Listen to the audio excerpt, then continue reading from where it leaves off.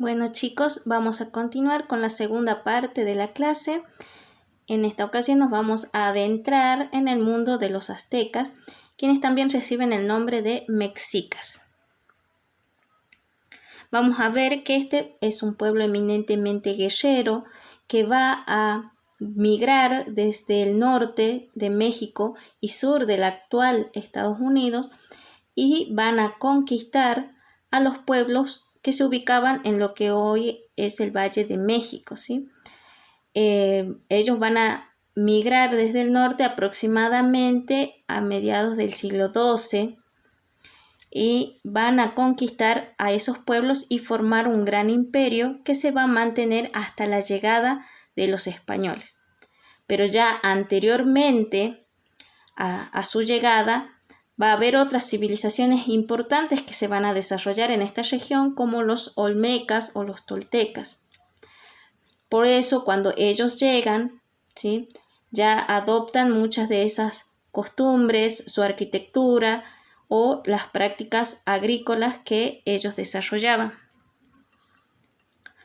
En cuanto a la historia, vamos a ver que fue una civilización que se desarrolló durante 200 años. Es decir, existió o se estableció en lo que llamamos Mesoamérica entre los años 1325 y 1521.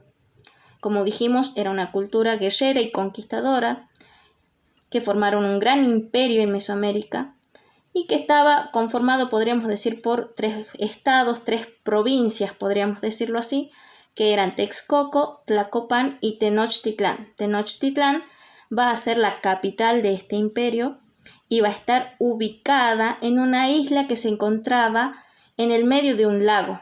El lago se llamaba Texcoco, ¿sí?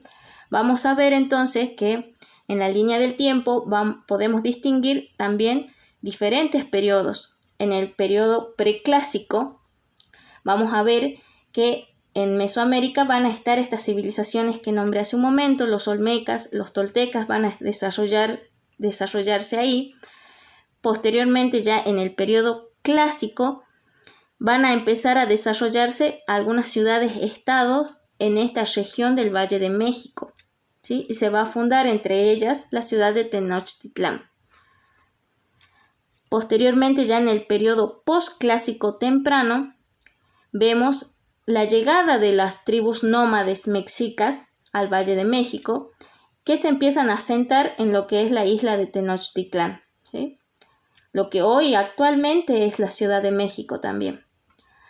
Ya en el periodo posclásico vemos cómo van a empezar a adquirir más poder y a expandirse los aztecas, conquistando a otros pueblos y consolidando así un imperio que va a dominar en esta región de Mesoamérica hasta la llegada de los españoles, que como vemos aquí al final de la línea del tiempo, vemos el periodo colonial, ¿sí?, con la llegada de Hernán Cortés y la conquista de Tenochtitlán. Vamos entonces a analizar un poquito la organización política. Vamos a ver que como es un imperio, entonces quien gobierna es un emperador considerado de origen divino. Por eso es que se dice que este gobierno es de origen es de carácter, mejor dicho, teocrático, o sea que viene de los dioses.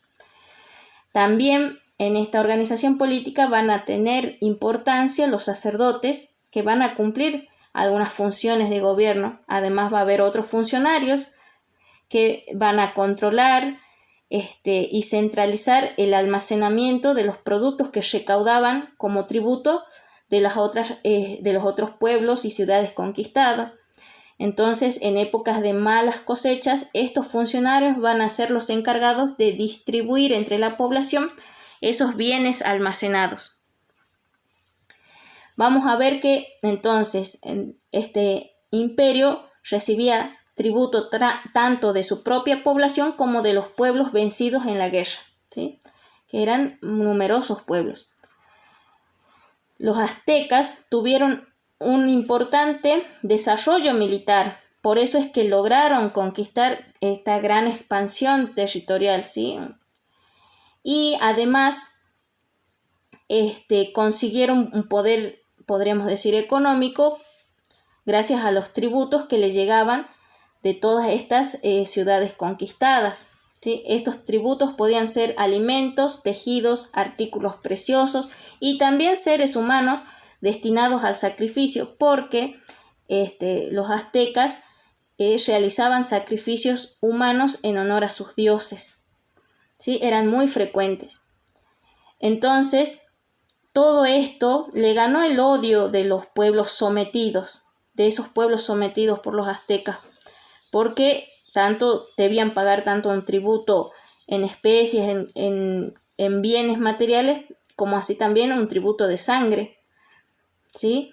Muchos de estos seres humanos sacrificados eran prisioneros de guerra o personas que eran captadas como tributo de esos pueblos vencidos. Esto es lo que explica que muchos de estas ciudades, estos pueblos se sumaran a los españoles en contra de los aztecas cuando llegaron.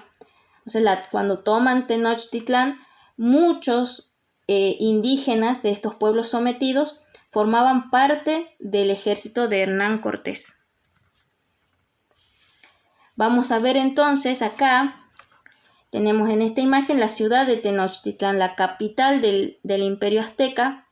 Era muy rica y fue creciendo, ¿sí? En un principio, como dijimos, estaba construida en una isla en medio del lago Texcoco, pero después se fue expandiendo gracias a extensiones artificiales que construían a partir de carrizo y tierra que iban disponiendo alrededor de lo que era la isla para construir más ciudades, más viviendas, mejor dicho. Bueno, como dijimos, la administración del imperio, al ser tan grande, necesitaba de muchos funcionarios, ¿no? Y tenemos acá, en primer lugar, al emperador Owey Tlatoani, quien se encontraba a la cabeza de la estructura de mando y cumplía con cargo militar, civil y religioso también. Y presidía el Consejo Supremo Tlatocán, era como una segunda instancia de gobierno. Estaba compuesto por los jefes o tlatoani de las ciudades más importantes, las máximas autoridades militares y los delegados de algunos calpulis que eran como pueblitos más pequeños. El consejo tomaba decisiones también importantes en cuanto a la política, militar, administrativa, y eran los encargados de designar al güey tlatoani cuando fallecía el emperador. Además, nos encontramos con gobernadores militares quienes controlaban los territorios que se encontraban bajo la jurisdicción azteca y eran los encargados de controlar los focos rebeldes que podían estallar en este gran imperio.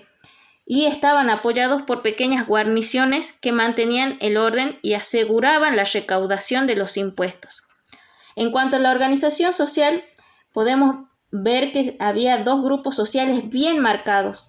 Por un lado, los pili o nobles, que estaba conformado por los sacerdotes, guerreros, los funcionarios de gobierno, la clase alta, podríamos decir, que eran dueños de la mayoría de las tierras y no pagaban tributos.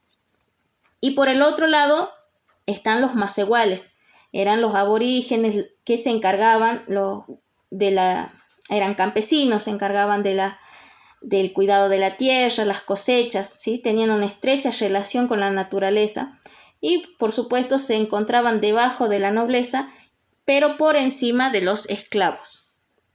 Acá vemos más detalladamente la pirámide social viendo en la punta, en la cima, al güey tlatoani y como base de la misma a los esclavos. En cuanto a la organización económica, ellos desarrollaban principalmente la actividad agrícola, ¿sí? Y en segundo plano el comercio, básicamente el trueque, pero también había algunos artículos de valor que ellos también comerciaban. ¿Sí? Las principales producciones van a ser maíz, calabaza, frijoles, porotos, algodón, cacao, ají, tomates, aguacates, limas, cebollas, papas, jícamas y cacahuates. ¿Sí? El cacahuate es el maní. Estos eran cultivados en las chinampas y en las terrazas. ¿Qué eran las chinampas? eran una especie de huertos flotantes rectangulares que estaban construidos en medio del lago, ¿sí? Se elaboraban a partir de cañas, barro, troncos, ramas y que se sujetaban al fondo del lago con palos y raíces que ellos mismos plantaban. Acá vemos con más detalle cómo construían estas chinampas. Además, como dijimos, la técnica de las terrazas era la que se utilizaba más en regiones montañosas o de ladera, ¿sí? Que se utilizaba este tipo de técnica para optimizar el riego. Además, también producían o cultivaban el maguey, del cual extraían fibras para la confección de vestimenta, para la elaboración de papel, de cuerdas, paja para los techos, alimento también se extraía de sus raíces y una bebida fermentada, incluso hasta agujas que se hacían de las espinas del maguey. O sea, era una planta muy útil. En cuanto a la cultura, como dijimos, va a heredar mucho de las civilizaciones anteriores como olmecas o también de los mayas, van a tener influencia de los mayas, ¿sí? Pero bueno, podemos destacar, entre otras cosas, que independientemente de su posición social, su vida estaba muy sujeta, muy marcada por los dioses. O sea, era una vida regida por la religión, ¿sí? Por eso es que cumplían o tenían un calendario religioso, rituales, ¿sí? Que cumplían para tanto para satisfacer a los dioses como para lograr, por ejemplo, buenas cosechas o lluvias, ¿sí? También fueron hábiles constructores de pirámides, como dijimos, heredado también un poco de la cultura maya, y también desarrollaron la alfarería,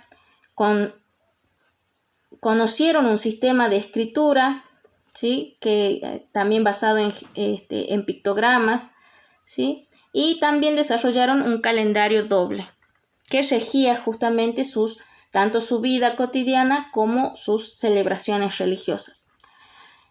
Entre sus dioses principalmente destacan Huitzilopochtli, que es el dios del sol y de la guerra, y por el otro lado Tlaloc, que es el dios de la lluvia. Estos dioses principales, como podemos ver, reflejan lo que era importante para el pueblo azteca, ¿no? La guerra y la agricultura, que eran los pilares fundamentales de su sociedad, ¿sí? Para saber más, para interiorizarnos más en este tema, pueden ingresar a este link que les dejo acá, que les va a permitir ver un video. Ahora vamos a explicar lo que son las actividades, ¿sí? La actividad 1 tienen que señalar en estos mapas, en el mapa A la región de Mesoamérica y en el mapa B donde se establecieron precisamente los mayas y los aztecas. En el punto 2 van a identificar en esta línea del tiempo donde se encuentran todas las civilizaciones mesoamericanas, ustedes van a identificar solamente las dos que estamos estudiando, o sea, mayas y aztecas.